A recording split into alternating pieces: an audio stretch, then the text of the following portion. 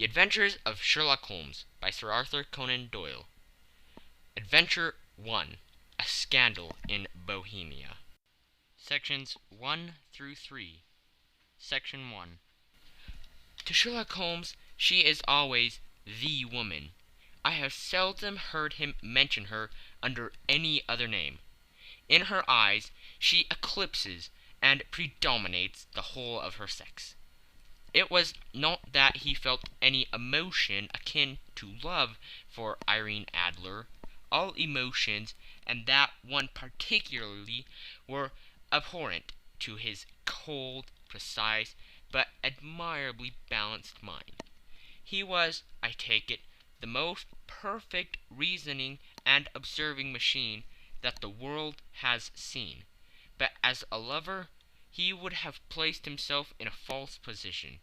He never spoke of the softer passions, save with a jibe and a sneer. They were admirable things for the observer, excellent for drawing the veil from men's motives and actions. But for the trained reasoner to admit such intrusions into his own delicate and finely adjusted temperament was to introduce a distracting factor which might throw a doubt on all his mental results. Grit in a sensitive instrument, or a crack in one of his own high-powered lenses, would not be more disturbing than a strong emotion in a nature such as his. And yet there was but one woman to him, and that woman was the late Irene Adler, of dubious and questionable memory. I have seen little of Holmes lately. My marriage had drifted us away from each other. My own complete happiness and the home-centered interests which rise up around the man who first finds himself master of his own establishment were sufficient to absorb all my attentions, while Holmes, who loathed every form of society with his whole Bohemian soul, remained in our lodgings in Baker Street. Buried among his old books and altering from week to week between cocaine and ambition, the drowsiness of the drug, and the fierce energy of his own keen nature, he was still, as ever, deeply attracted by the study of crime, and occupied his immense faculties and extraordinary powers of observation in following out these clues, and clearing up those mysteries which had been abandoned as hopeless by the official police. From time to time I heard some vague account of his doings, of his summons to Odessa in the case of the Trepoff murder, of his clearing up of the singular tragedy of the Atkinson brothers at Trincomalee, and finally of the mission which he had accomplished so delicately and successfully for the reigning family of Holland. Beyond these signs of his activity, however, which I merely shared with all the readers of the daily press, I knew little of my former friend and companion. One night, it was on the 20th of March, 1888, I was returning from a journey to a patient, for I had now returned to civil practice, when my way led me through Baker Street. As I passed the well-remembered door, which must always be associated in my mind with my wooing, and with the dark incidents of the Stoty in Scarlet, I was seized with a keen desire to see Holmes again, and to know how he was employing his extraordinary powers. His rooms were brilliantly lit, and even as I looked up I saw his tall, spare figure pass twice in a dark silhouette against the blind. He was pacing the room, swiftly, eagerly, with his head sunk upon his chest and his hands clasped behind him. To me, who knew his every mood and habit, his attitude and manner, told their own story. He was at work again. He had risen out of his drug-created dreams, and was hot upon the scent of some new problem. I rang the bell, and was shown up to the chamber, which had formerly been in part my own. His manner was not effusive. It seldom was. But he was glad, I think, to see me. With hardly a word spoken, but with a kindly eye, he waved me an armchair, threw across his case of cigars, and indicated a spirit case and a gasogene in the corner. Then he stood before the fire and looked me over in his singular, introspective fashion. "Wedlock suits you," he remarked. "I think, Watson, that you have put on 7.5 pounds since I saw you." "7!" I answered. "Indeed, I should have thought a little more, just a trifle more, I fancy, Watson. And in practice again, I observe. You did not tell me that you intended to go into harness." "Then how do you know?" "I see it. I deduce it. How do I know that you have been getting yourself very wet lately, and that you have a most clumsy and careless servant girl?" "My dear Holmes," said I, "this is too much. You would certainly have been burned had you lived a few centuries ago. It is true that I had a country walk on Thursday, and came home in a dreadful mess. But as I have changed my clothes, I can't imagine how you deduce it. As to Mary Jane, she is incorrigible, and my wife has given her notice. But there again I fail to see how you work it out." He chuckled to himself, and rubbed his long, nervous hands together. "It is simplicity itself," said he. "My eyes tell me that on the inside of your left shoe, just where the firelight strikes it, the leather is scourged by 6 almost parallel cuts. Obviously they have been caused by someone who has very carelessly scraped around the edges of the soles in order to remove crusted mud from it. Hence you see my double deduction, that you have been out in vile weather, and that you have a particularly malignant, boot-slitting specimen of the London Slave. As to your practice, if a gentleman walks into my room smelling of iodine, with a black mark of nitrate of silver upon his right forefinger, and a budge on the right side of his top hat, to show where he has secreted his stethoscope, I must be dull indeed if I did not pronounce him to be an active member of the medical profession." I could not help laughing at the ease with which he examined his process of deduction. "When I hear you give your reasons," I remarked, "the thing always appears to me to be so ridiculously simple that I could easily do it myself, though at each successive instance of your reasoning I am baffled until you explain your process. And yet I believe that my eyes are as good as yours." "Quite so," he answered, lighting a cigarette, and throwing himself down into an armchair. "You see, but you do not observe. The distinction is clear. For example, you have frequently seen the steps which lead up from the hall to this room?" "Frequently." "How often?" "Well, some hundreds of times." "Then how many are there?" "How many? I don't know." "Quite so. You have not observed, and yet you have seen. That is just my point. Now I know that there are 17 steps, because I have both seen and observed. By the way, since you are interested in these little problems, and since you have been good enough to chronicle one or two of my trifling experiences, you may be interested in this." He threw over a sheet of thick, pink-tinted notepaper, which had been lying upon the table. "It came by the last post," said he. "Read it aloud."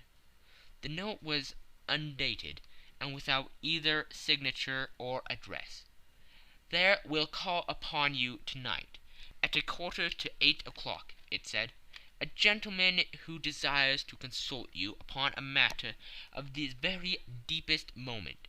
your recent services to one of the royal houses of Europe have shown that you are one who may safely be trusted with matters which are of an importance which can hardly be exaggerated.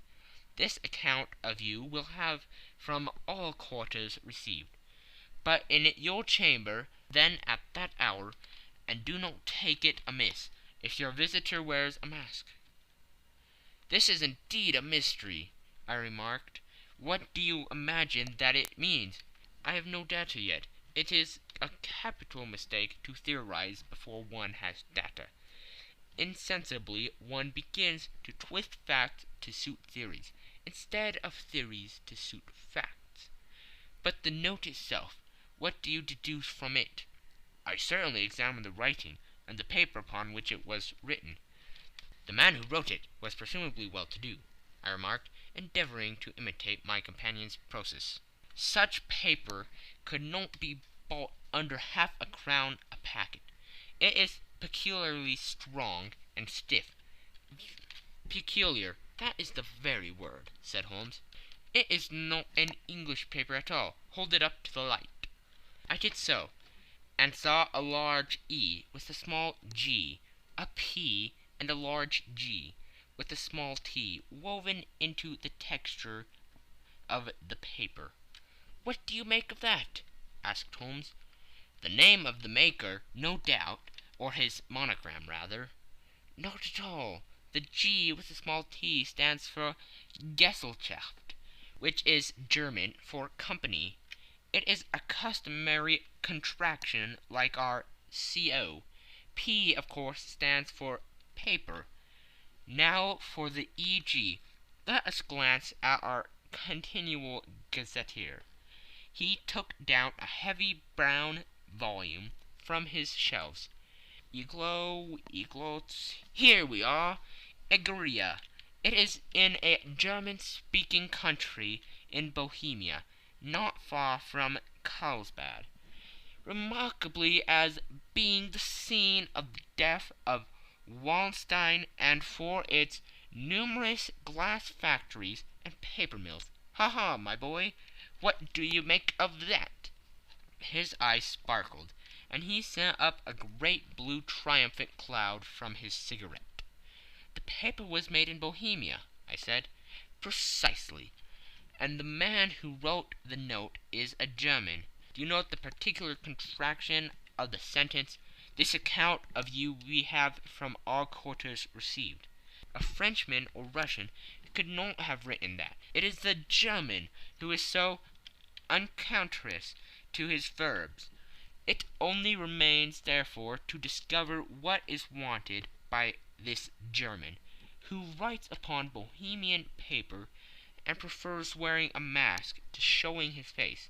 And here he comes, if I am not mistaken, to resolve all our doubts. As he spoke, there was the sharp sound of horses' hoofs, and the grating wheels against the curb, followed by a sharp pull at the bell. Holmes whistled. A pair by the sound, said he. Yes, he continued, glancing out of the window, a nice little brogman, and a pair of beauties, 150 guineas apiece. There's money in this case, Watson, if there is nothing else. I think that I had better go, Holmes. Not a bit, Doctor. Stay where you are. I am lost without my Boswell, and that promises to be interesting. It would be a pity to miss it. But your client, never mind him. I may want your help, and so may he. Here he comes. Sit down in that armchair, Doctor, and give us your best attention. A slow and heavy step, which had been heard upon the stairs, and in the passage, paused immediately outside the door. Then there was a loud and authoritative tap. "Come in," said Holmes. A man entered, who could hardly have been less than 6 feet 6 inches in height, with the chest and limbers of a Hercules. His dress was rich with a richness which would, in England, be looked upon as akin to bad taste. Heavy bands of astrakhan were slashed across the sleeves and fronts of his double-breasted coat, while the deep blue coat, which was thrown over his shoulders, was lined with flame-colored silk and secured at the neck with a brooch, which consisted of a single flaming beryl. Boots which extended halfway up his calves, and which were trimmed at the tops with rich brown fur, completed the impression of barbaric opulence, which was suggested by the whole appearance. He carried a broad-brimmed hat in his hand, while he wore across the upper part of his face, extending down the past the cheekbones, a black visored mask, which he had apparently adjusted that very moment, for his hand was still raised to it as he entered. From the lower part of the face he appeared to be a man of strong character, with a thick hanging lip, and a long, straight chin suggestive of resolution, pushed to the length of obstinacy. "You had my note?" he asked, with a deep, harsh voice, and a strongly marked German accent. "I told you that I would call." He looked from one to the other of us, as if uncertain which to address. "Pray take a seat," said Holmes. "This is my friend and colleague, Dr. Watson, who is occasionally good enough to help me in my cases. Whom have I the honor to address?" "You may address me as Count von Kramm, a Bohemian nobleman. I understand that this gentleman, your friend, is a man of honor and discretion, whom I may trust with a matter of the most extreme importance. If not, I should much prefer to communicate with you alone." I rose to go, but Holmes caught me by the wrist and pushed me back into my chair. "It is both or none," said he. "You may see before this gentleman anything which you may say to me." The Count shrugged his broad shoulders. "Then I must begin," said he, "by binding you both to absolute secrecy for 2 years. At the end of that time the matter will be of no importance. At present it is too much to say that it is of such weight it may have an influence upon European history." "I promise," said Holmes. "And I." "You may excuse this mask," countered our strange visitor. "The august person who employs me wishes his agent to be unknown to you, and I may confess at once that the title by which I have just called myself is not exactly my own." "I was aware of it," said Holmes dryly. "The circumstances are of great delicacy, and every precaution has to be taken to quench what might grow to be an immense scandal and seriously compromise one of the reigning families of Europe. To speak plainly, the matter implicates the great house of Armstian Hereditary, kings of Bohemia." "I was also aware of that," murmured Holmes, setting himself down in his armchair, closing his eyes.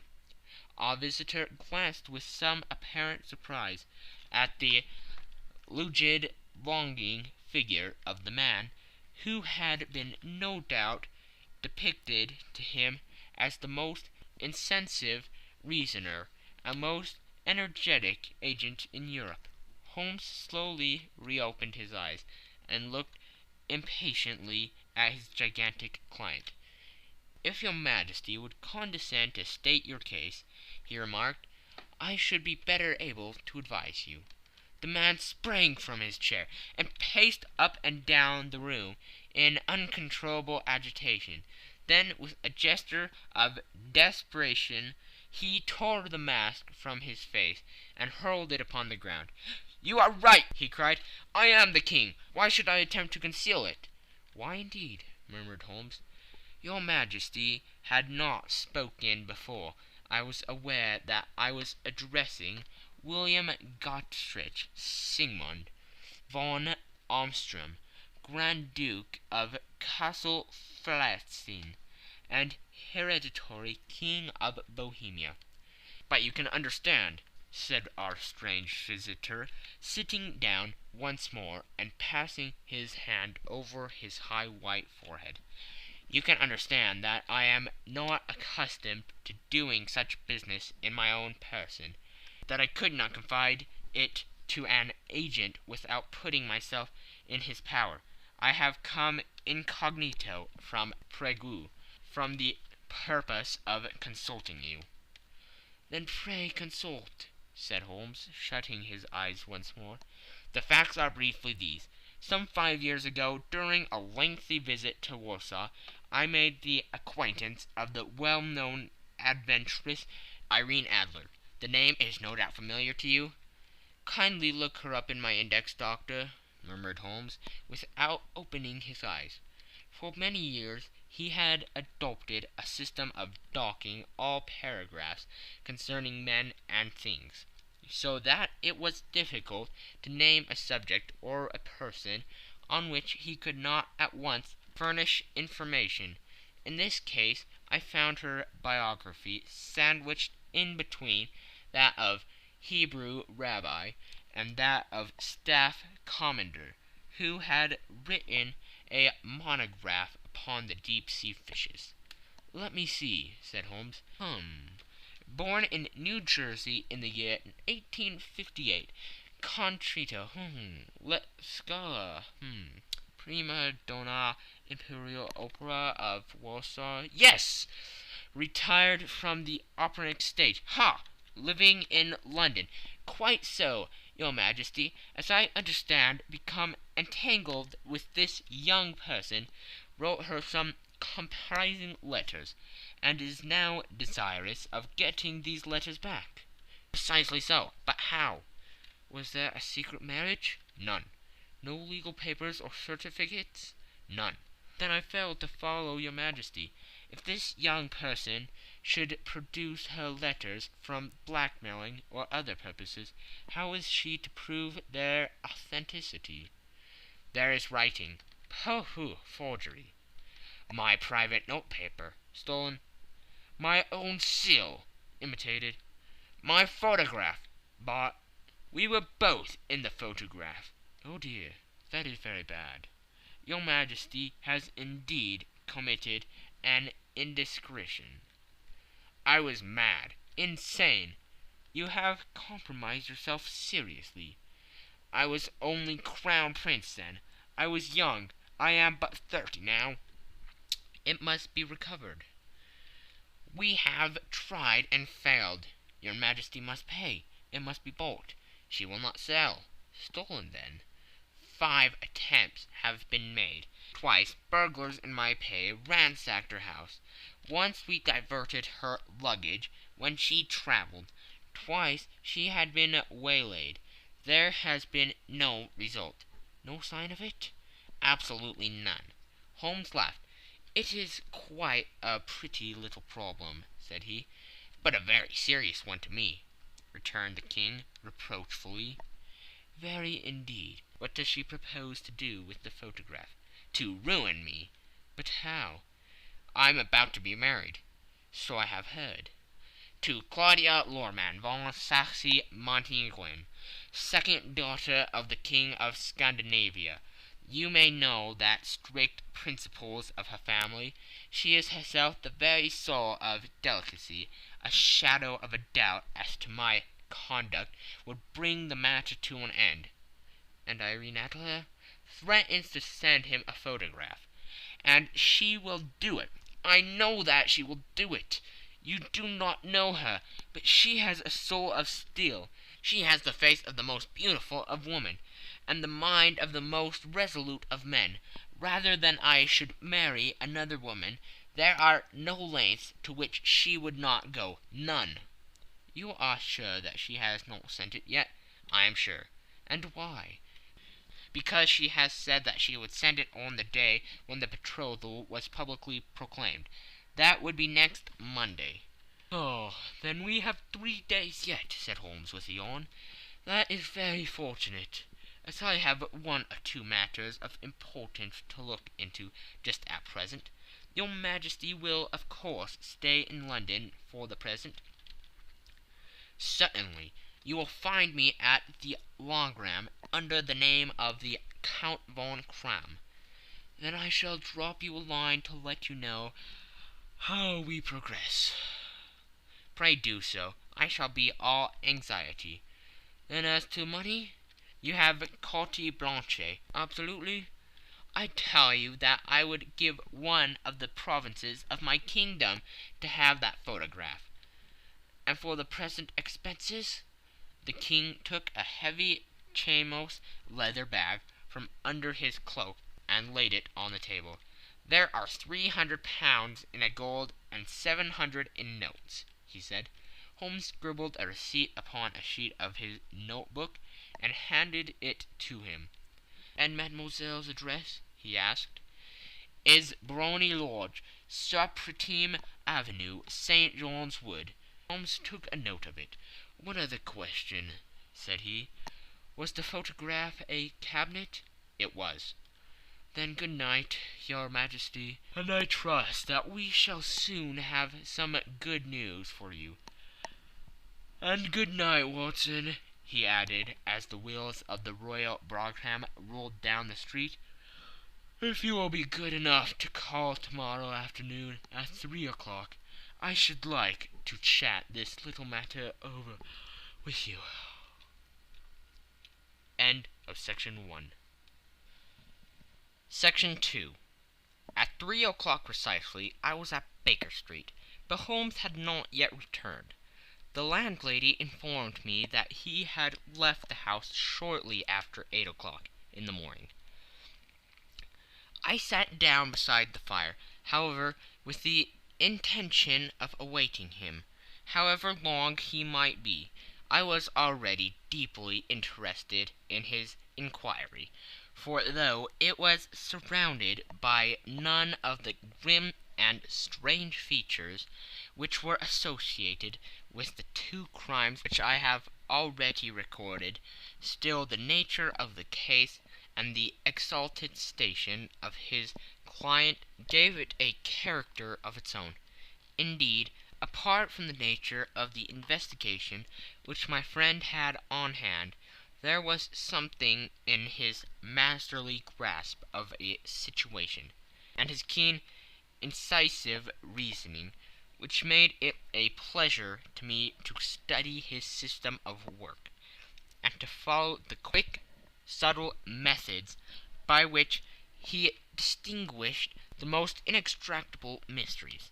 So accustomed was I to his invariable success that the very possibility of his failing had ceased to enter into my head. It was close upon 4 before the door opened, and a drunken-looking groom, ill-kept and side-whiskered, with an inflamed face and disreputable clothes, walked into the room. Accustomed as I was to my friend's amazing powers in the use of disguises, I had to look 3 times before I was certain that it was indeed he. With a nod he vanished into the bedroom, whence he emerged in 5 minutes, too suited and respectable as of old, putting his hands into his pockets. He stretched out his legs in front of the fire and laughing heartily for some minutes. Well, really, he cried, and then he choked and laughed again, until he was obliged to lie back, limp and helpless, in the chair. What is it? It's quite too funny. I am sure you could never guess how I employed my morning, or what I ended by doing. I can't imagine. I suppose that you have been watching the habits and perhaps the house of Miss Irene Adler? Quite so, but the sequel was rather unusual. I will tell you, however.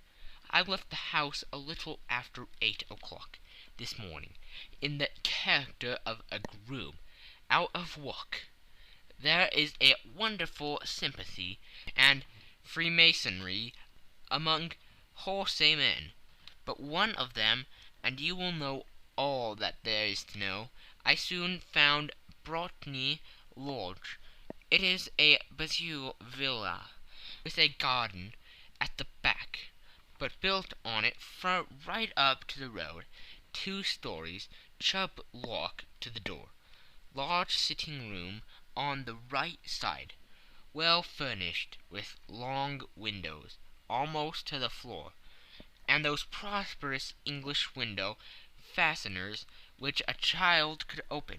Behind there was nothing remarkable, save the passage window could be reached from the top of the coach-hill. I walked round it and examined it closely from every point of view, but without noting anything else of interest. I then lodged down the street, and found, as I expected, that there was a news in a lane which runs down by one wall of the garden. I went the ostlers a hand in rubbing down their houses, and received in exchange 2 pence, a glass of half and half, 2 fills of shag tobacco, and as much information as I could desire about Miss Adler, to say nothing of half a dozen other people in the neighbourhood, in whom I was not in the least interested, but whose biographies I was compelled to listen to. "And what of Irene Adler?" I asked. "Oh, she has turned all the men's heads down in that part. She is the daintiest thing under a bonnet on the planet. So say the Sappratine News to a man. She lives quietly, sings at concerts, drives out at 5 every day, and returns at 7 sharp for dinner. Seldom goes out at other times, except when she sings. Has only 1 male visitor, but a good deal of him. He is dark, handsome, and dashing. Never calls less than once a day, and often twice. He is Mr. Godfrey Norton of the Inner Temple. See the advantages of a cabman as a confidant. They have driven him home a dozen of times from Serpentine Mews, and knew all about him. When I had listened to all they had to tell, I began to walk up and down near Briony Lodge once more, and to think over my plan of campaign. This Godfrey Norton was evidently an important factor in the matter. He was a lawyer. That sounded ominous. What was the relation between them, and what the object of his repeated visits? Was she his client, his friend, or his mistress? If the former, she had probably transferred the photograph to his keeping. If the latter, it was less likely on the issue of this question deepened whether I should continue my work at Briony Lodge, or turn my attention to the gentlemen's chambers in the Temple. It was a delicate point, and it wanted the field of my inquiry. I fear that I bore you with these details, but I have to let you see my little difficulties, if you are to understand the situation. "I am following you closely," I answered. I was still balancing the matter in my mind, when a hansom cab drove up to Briony Lodge, and a gentleman sprang out. He was a remarkably handsome man, dark, aquiline, and moustached, evidently the man of whom I have heard. He appeared to be in a great hurry, shouted to the cabman to wait, and brushed past the maid, who opened the door with the air of a man who was thoroughly at home. He was in the house about half an hour, and I could catch glimpses of him in the windows of the sitting-room, pacing up and down, talking excitedly, and waving his arms. Of her I could see nothing. Presently he emerged, looking even more flurried than before. As he stepped up into the cab, he pulled a gold watch from his pocket, and looked at it earnestly. "Drive like the devil," he shouted. "First to Gross and Humphrey's in Regent Street, and then to the Church of St. Monica in Edgware Road. Half a guinea if you do it in 20 minutes." Away they went, and I was just wondering whether I should not do well to follow them, when up the lane came a neat little landau, the coachman with his coat only half buttoned, and his tie under his ear, while all the tags of his harness were sticking out of the buckles.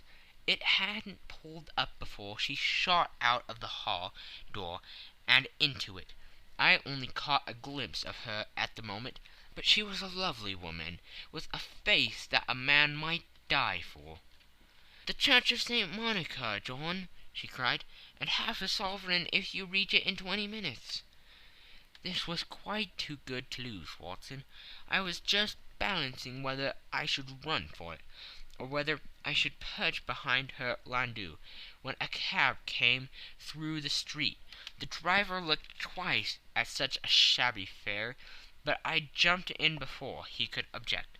"The Church of St. Monica," said I, "and half a sovereign if you reach it in 20 minutes." It was 25 minutes to 12, and of course it was clear enough what was in the wind. My cabby drove fast. I don't think I ever drove faster, but the others were there before us, the cab and the landau, with their steaming horses, were in front of the door. When I arrived, I paid the man and hurried into the church. There was not a soul there, save the two whom I had followed, and a surpliced clergyman, who seemed to be expostulating with them. They were all three standing in a knot in front of the altar. I longed up the side aisle like any other idler who has dropped into a church.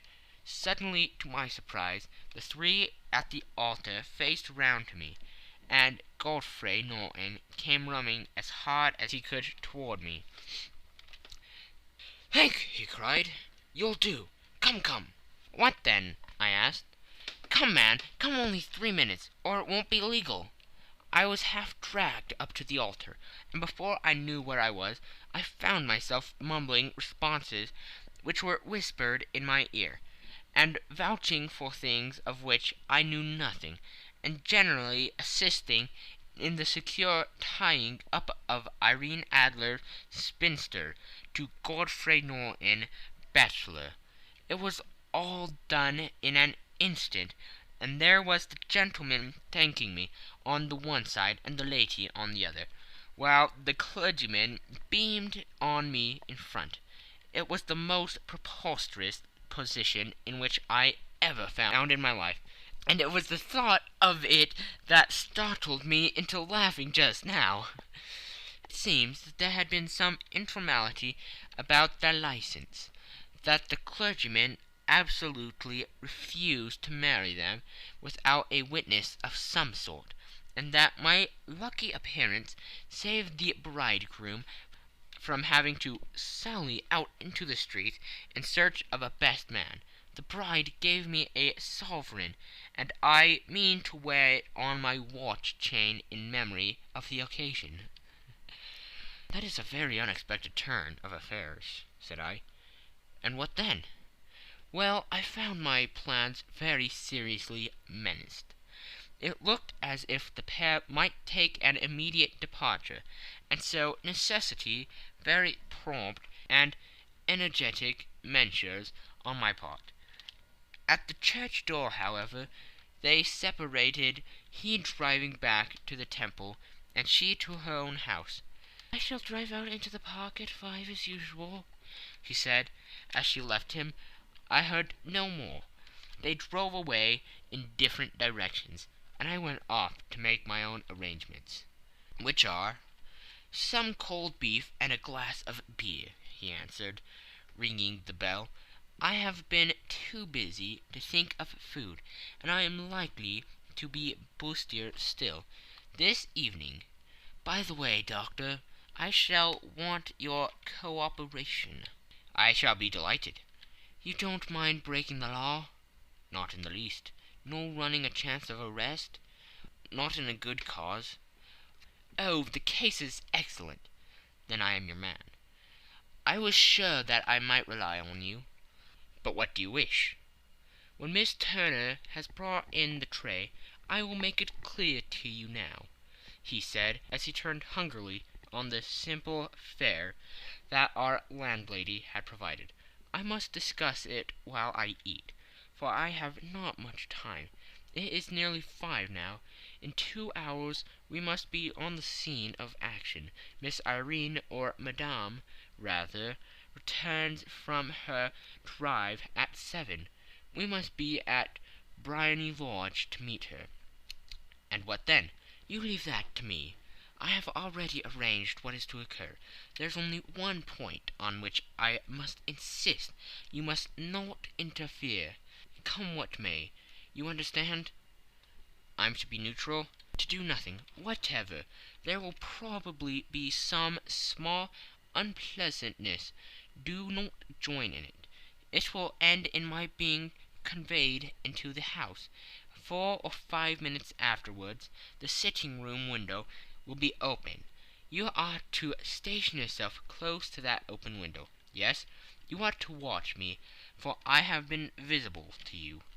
Yes, when I raise my hand, so, you will throw into the room what I give you to throw, and will, at the same time, raise the cry of "Fire!" You quite follow me? Entirely. It is nothing more formidable, he said, taking a long cigar-shaped roll from his pocket. It is an ordinary plumber's smoke rocket, fitted with a cap at either end, to make it self-lighting. Your task is confined to that. When you raise your cry of "Fire!" it will be taken up by quite a number of people. You may then walk to the end of the street, and I will rejoin you in 10 minutes. I hope that I have made myself clear. I am to remain neutral, to get near the window, to watch you, and at your signal to throw this object, then to raise the cry of "Fire!" and to wait you at the corner of the street. Precisely. Then you may entirely rely on me? That is excellent. I think, perhaps, it is almost time that I prepare for the new role I have to play.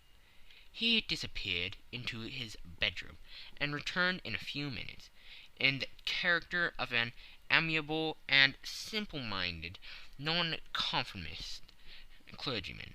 His broad black hat, his baggy trousers, his white tie, his sympathetic smile, and general look of peering and benevolent curiosity were such as Mr. John Hare alone could have equalled. It is not merely that Holmes changed his costume. His expression, his manner, his very soul seemed to vary every fresh part that he assumed. The stage lost a fine actor, even as science lost an acute reasoner when he became a specialist in crime. It was 6:15 when we left Baker Street, and it still wanted 10 minutes to the hour, when we found ourselves in Serpentine Avenue. It was already dusk, and the lamps were just being lighted as we paced up and down in front of Briony Lodge, waiting for the coming of its occupant. The house was just such as I had pictured it from Sherlock Holmes's succinct description, but the locale appeared to be less private than I expected.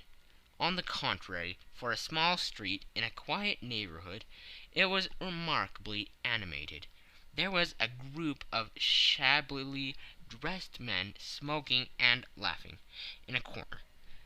A scissors grinder with his wheel, 2 guardsmen who were flirting with a nurse girl, and several well-dressed young men who were laughing up and down with cigars in their mouths.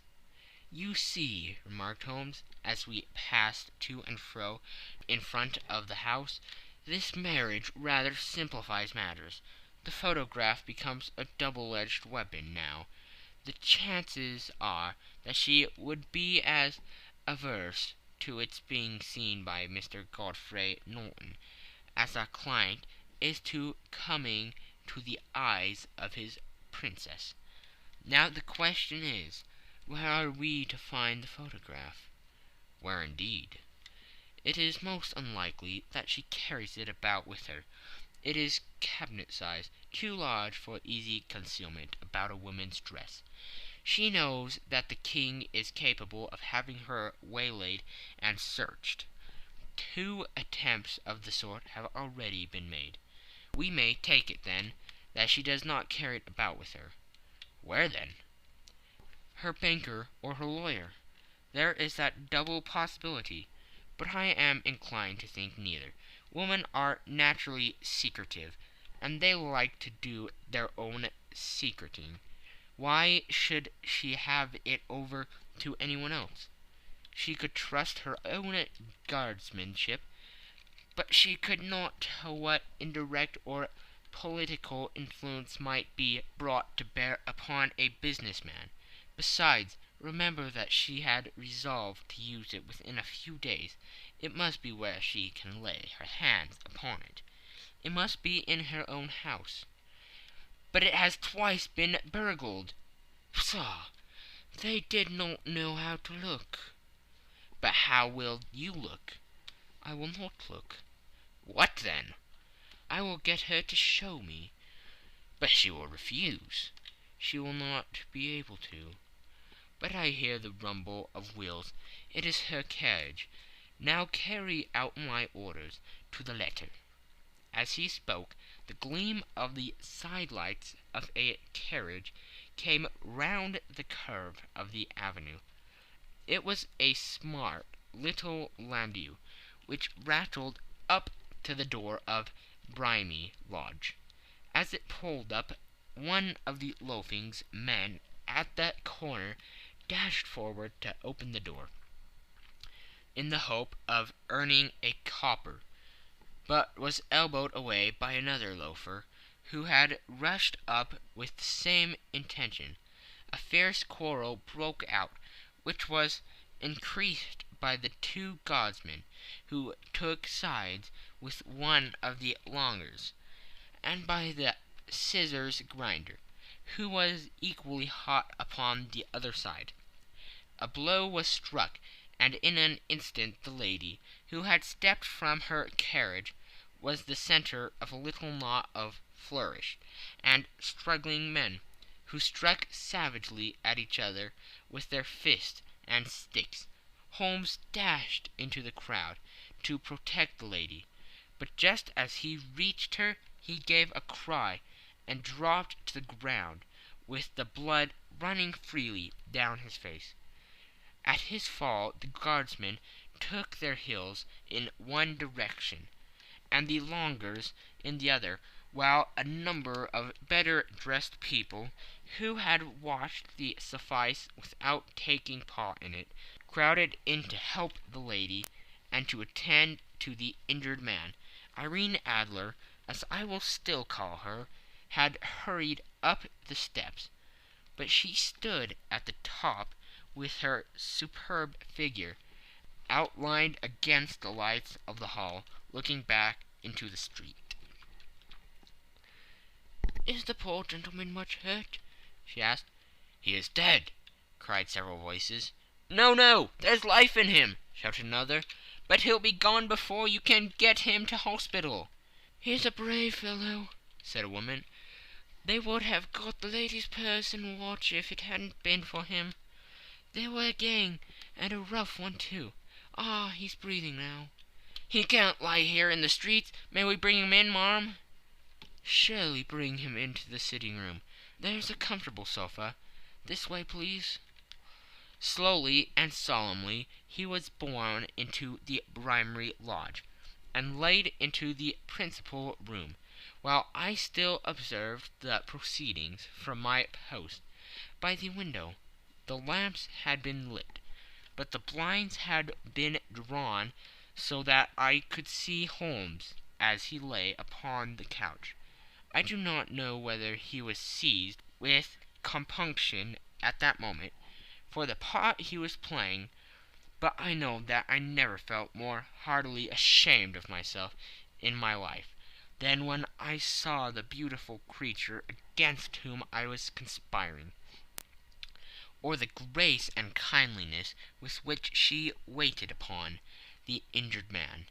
And yet it would be the blackest treachery to Holmes to draw back now from the part which he had entrusted to me. I hardened my heart, and took the smoked rocket from under my ulster. After all, I thought, we are not injuring her. We are but preventing her from injuring another. Holmes had sat up upon the couch, and I saw him mention like a man who is in need of air. A maid rushed across the threshold, opened the window. At the same instant I saw him raise his hand, and at the signal I tossed my rocket into the room, with a cry of "Fire!" The word was no sooner out of my mouth than the whole crowd of spectators, well dressed and ill, gentlemen, ulsters, and servant-maids, joined in the general shriek of "Fire!" Thick clouds of smoke curled through the room, and out those open windows. I caught a glimpse of rushing fingers, and a moment later the voice of Holmes from within, assuring them that it was a false alarm. Slipping through the shouting crowd, I made my way to the corner of the street, and in 10 minutes was rejoiced to find my friend's arm in mine, and to get away from the scene of uproar. He walked swiftly and in silence for some few minutes until we had turned down on one of the quiet streets which led towards the Edgware Road. "You did it very nicely, Doctor," he remarked. "Nothing could have been better. It is all right." "You have the photograph?" "I know where it is." "And how did you find out?" "She showed me, as I told you she would." "I am still in the dark." "I do wish to make a mystery," said he, laughing. "The matter was perfectly simple. You are, of course, saw that everyone in the street was an accomplice. They were all engaged for the evening." "I guessed as much." "Then, when the row broke out, I had a little moist red paint in the palm of my hand. I rushed forward, fell down, clapped my hand to my face, and became a piteous spectacle. It is an old trick." "That also I could fathom." "Then they carried me in. She was bound to have me in. What else could she do? And into her sitting-room, which was the very room which I suspected. It lay between that and her bedroom, and I was determined to see which. They laid me on a couch. I motioned for air. They were compelled to open the window, and you had your chance." "How did that help you?" "It was all important. When a woman thinks that her house is on fire, her instinct is at once to rush to the thing which she values most. It is a perfectly overpowering impulse, and I have more than once taken advantage of it. In the case of the Darlington substitution scandal it was of use to me, and also in the Arnsworth Castle business. A married woman grabs at her baby, an unmarried one reaches for her jewelry box. Now it was clear to me that Our Lady of today had nothing in the house more precious to her than what we are in quest of. She would rush to secure it. The alarm of the fire was admirably done. The smoke and shouting were enough to shake nerves of steel. She responded beautifully. The photograph is in a recuse behind a sliding panel, just above the right bell-pull. She was there in an instant, and I caught a glimpse of it as she half drew it out. When I cried out that it was a false alarm, She replaced it, glancing at the rocket, rushed from the room, and I have not seen her since. I rose, and making my excuses, escaped from the house. I hesitated whether to attempt to secure the photograph at once, but the coachman had come in, and as he was watching me narrowly, it seemed safer to wait. A little over precipitance may ruin all. "And now?" I asked. "Our quest is practically finished. I shall call with the king tomorrow, and with you, if you care to come with us. We will be showed into the sitting-room to wait for the lady. But it is probable that when she comes she may find neither us nor the photograph. It might be a satisfaction to his Majesty to regain it with his own hands." "And when will you call?" "At 8 in the morning. She will not be up, so that we shall have a clear field. Besides, we must be prompt, for this marriage may mean a complete change in her life and habits. I must wire to the king without delay." We had reached Baker Street, and had stopped at the door. He was searching his pockets for the key, when someone passing said, "Good night, Mr. Sherlock Holmes." There were several people on the pavement at the time, but the greeting appeared to come from a slim youth in an ulster who had hurried by. "I've heard that voice before," said Holmes, starting down the dimly lit street. "Now I wonder who the deuce that could have been." End of Section 2. Section 3. I slept at Baker Street that night, and we were engaged upon our toast and coffee in the morning, when the King of Bohemia rushed into the room. "You have really got it?" he cried, grasping Sherlock Holmes by either shoulder, or looking eagerly into his face. "Not yet." "But you have hopes?" "I have hopes." "Then come. I am all impatience to be gone." "We must have a cab." "No, my brougham is waiting." "Then that will simplify matters." We descended, and started off at once more for Boscombe Lodge. "Irene Adler is married," remarked Holmes. "Married? When?" "Yesterday." "But to whom?" "To an English lawyer named Norton." "But she could not love him." "I am in hopes that she does." "And why in hopes?" "Because it would spare your Majesty all fear of future annoyance. If the lady loves her husband, she does not love your Majesty. If she does not love your Majesty, then there is no reason why she should interfere with your Majesty's plan." "It is true. And yet, well, I wish she had been of my own station. What a queen she would have made." He relapsed into a mood silence, which was not broken until we drew up in Serpentine Avenue. The door of Brimary Lodge was open, and an elderly woman stood up the steps. She watched us with a sardonic eye as we stepped from the brougham. "Mr. Sherlock Holmes, I believe," said she.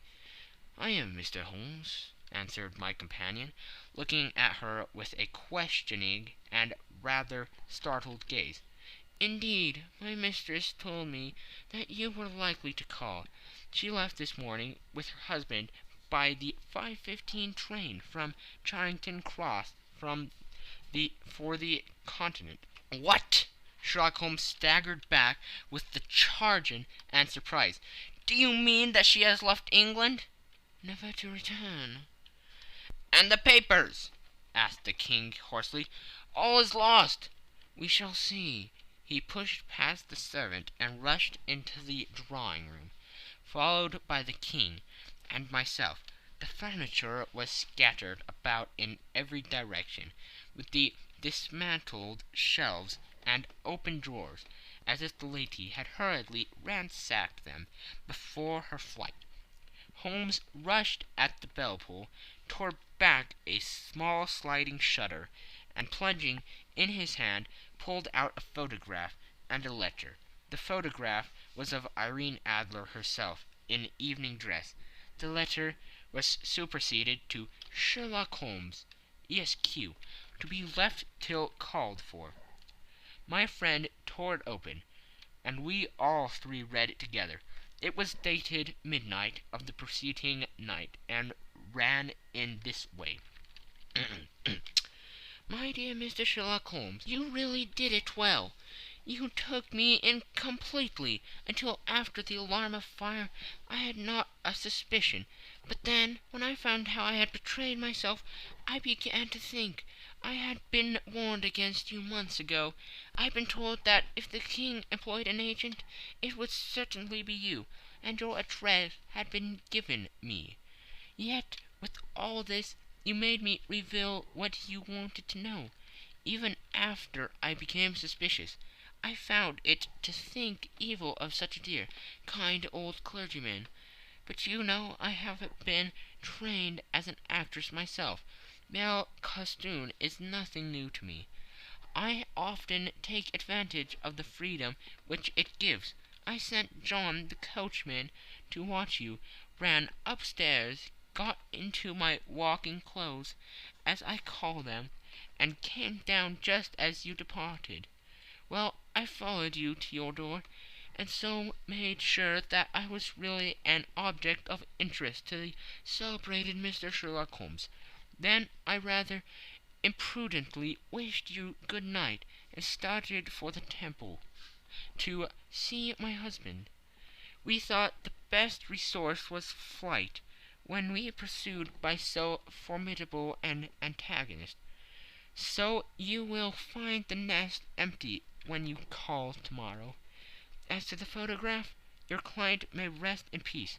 I love and am loved by a better man than he. The king may do what he will without hindrance from one who he has cruelly wronged.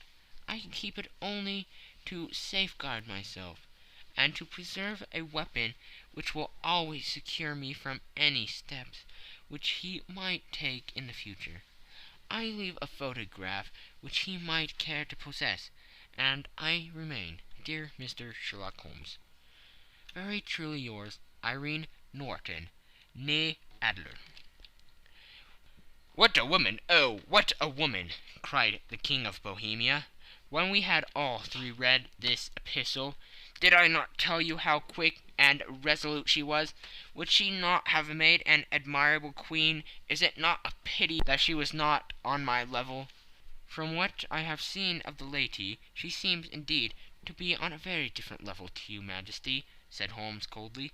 "I am sorry that I have not been able to bring your Majesty's business to a more successful conclusion." "On the contrary, my dear sir," cried the King, "nothing could be more successful. I know that her word is inviolate. The photograph is now as safe as if it were in the fire." "I am glad to hear your Majesty say so." "I am immensely indebted to you. Pray tell me in what way I can reward you. This ring—" He slipped an emerald snake ring from his finger and held it out upon the palm of his hand. "Your Majesty has something which I should value even more highly," said Holmes. "You have but to name it. The photograph." The King stared at him in amazement. "Irene's photograph!" he cried. "Certainly, if you wish it." "I thank your Majesty. Then there is no more to be done in the matter. I have the honor to wish you very good morning." He bowed and turned away without observing the hand which the King had stretched out to him. He set off in my company for his chambers. And that was how a great scandal threatened to affect the kingdom of Bohemia, and how the best plans of Mr. Sherlock Holmes were beaten by a woman's wit. He used to make merry over the cleverness of women, but I have not heard him do it of late. And when he speaks of Irene Adler, or when he refers to her photograph, it is always under the honorable title of the woman. End of section 3. End of the scandal in Bohemia.